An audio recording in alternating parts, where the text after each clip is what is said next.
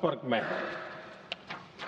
प्रयास ये है कि जहां से संभव हो वहां से तेल और गैस की सप्लाई होती रहे।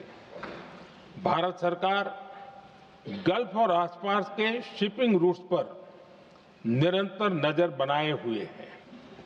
हमारा प्रयास है कि तेल हो, गैस हो, फर्टिलाइजर हो, ऐसे हर जरूरी सामान से जुड़े जहाज भारत तक सुरक्षित पहुंचे।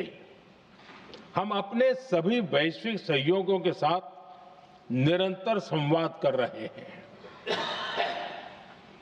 ताकि हमारे मैरीटाइम कॉरिडोर सुरक्षित रहे। ऐसे प्रयासों के कारण बीते दिनों हॉर्मुज स्ट्रेट में फंसे हमारे कई जहाज भारत आए भी हैं। अध्यक्ष जी, संकट के इस समय में देश की एक और तैयारी भी बहुत काम आ रही है। पिछले 10-11 साल में इथेनॉल के उत्पादन और उसकी ब्लेंडिंग पर अभूतपूर्व काम हुआ है। एक दशक पहले तक देश में सिर्फ 1-1.5% इथेनॉल ब्लेंडिंग कैपेसिटी थी। आज हम पेट्रोल में 20% इथेनॉल ब्लेंडिंग के करीब पहुंच रहे हैं। इसके कारण प्रति वर्ष करीब 4.5 करोड़ बैरल कम ऑयल इंपोर्ट करना पड़ रहा है। ऐसे ही रेलवे के बिजलीकरण से भी बहुत बड़ा फायदा हो रहा है। अगर रेलवे का इतना बिजलीकरण न होता तो हर साल करीब 180 करोड़ लीटर डीजल अतिरिक्त लगता। ऐसे ही हमने मेट्रो का नेटवर्क बढ़ाया है। 2014 में जहां देश में मेट्रो नेटवर्क 250 किलोमीटर से भी कम था, आज ये बढ़कर करीब 1100 किलोमीटर हो गया है। हमने इलेक्ट्रिक मोबिलिटी पर बहुत अधिक बल दिया। केंद्र सरकार ने राज्यों को 15,000 इलेक्ट्रिक बसें चलाने के लिए दी हैं। आज जिस स्केल पर वैकल्पिक ईंधन पर काम हो रहा है, उससे भारत का भविष्य और सुरक्षित होगा।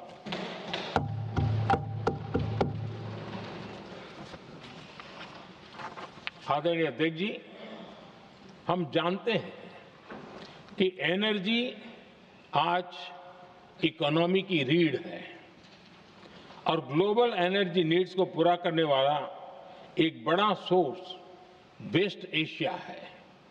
स्वाभाविक है कि दुनिया भर की अर्थव्यवस्था वर्तमान संकट से प्रभावित हो रही है और भारत पर इसका कम से कम दुष्प्रभाव हो, इसके लिए निरंतर प्रयास किए जा रहे हैं। सरकार इसके शॉर्ट टर्म, मीडियम टर्म और लॉन्ग टर्म ऐसे हर असर के लिए एक रणनीति के साथ काम कर रही है। आज भारत की इकोनॉमी के फंडामेंटल्स मजबूत है। इससे भी देश को बहुत मदद मिली है। हम हर सेक्टर के स्टेक होल्डर्स के साथ चर्चा कर रहे हैं। जहां भी जरूरत है उस सेक्टर को आवश्यक सपोर्ट दिया जा रहा है। भारत सरकार ने एक इंटर मिनिस्ट्रियल ग्रुप भी बनाया है। ये ग्रुप हर रोज मिलता है और हमारे इंपोर्ट एक्सपोर्ट में आने वाली हर दिक्कत का आकलन करता है और ये ग्रुप आवश्यक समाधान पर भी निरंतर काम करता है। मुझे पूरा भरोसा है कि सरकार और इंडस्ट्री के साझा प्रयासों से हम परिस्थितियों का बेहतर सामना कर पाएंगे। माननीय अध्यक्ष जी, एक बड़ा सवाल ये है कि युद्ध का खेती पर क्या प्रभाव होगा। देश के किसानों ने हमारे अन्न के भंडार भर रखे हैं, इसलिए भारत के पास पर्याप्त खाद्यान्न है। हमारा ये भी प्रयास है कि खरीफ सीजन की ठीक से बुआई हो सके, सरकार ने बीते सालों में आपात स्थिति से निपटने के लिए खाद की पर्याप्त व्यवस्था भी की है। अतीत में भी हमारी सरकार ने दुनिया के संकटों का बोझ किसानों पर नहीं पड़ने दिया था। कोरोना और उस समय के युद्धों के दौरान उस समय भी ग्लोबल सप्लाई चेन में डिस्टरप्शन आ गई थी। दुनिया के बाजार में यूरिया की एक बोरी 3,000 रुपये तक पहुंच गई, लेकिन भारत के किसानों को वही बोरी 300 रुपये से भी कम कीमत में उपलब्ध कराई गई। अध्यक्ष जी, देश के किसानों को इस प्रकार के संकटों से बचाने के लिए भी बीते वर्षों में अनेक कदम उठाए गए हैं। पिछले एक दशक में देश में 6 यूरिया प्लांट शुरू किए गए हैं। इससे सालाना 76 लाख मैट्रिक टन से अधिक की यूरिया प्रोडक्शन कैपेसिटी जुड़ी है। इस दौरान डीएपी और एनपीकेएस जैसी खाद का घरेलू उत्पादन भी करीब 50 लाख मैट्रिक टन बढ़ाया गया है। इतना ही नहीं, तेल और गैस की तरह खाद के आयात को भी डाइवर्सिफाई किया गया है। ऐसे ही डीएपी और एनपीके के आयात के लिए भी हमने अपने विकल्पों को विस्तार किया है। अध्यक्ष जी, सरकार ने देश के किसानों को made in India nano urea का विकल्प भी दिया है।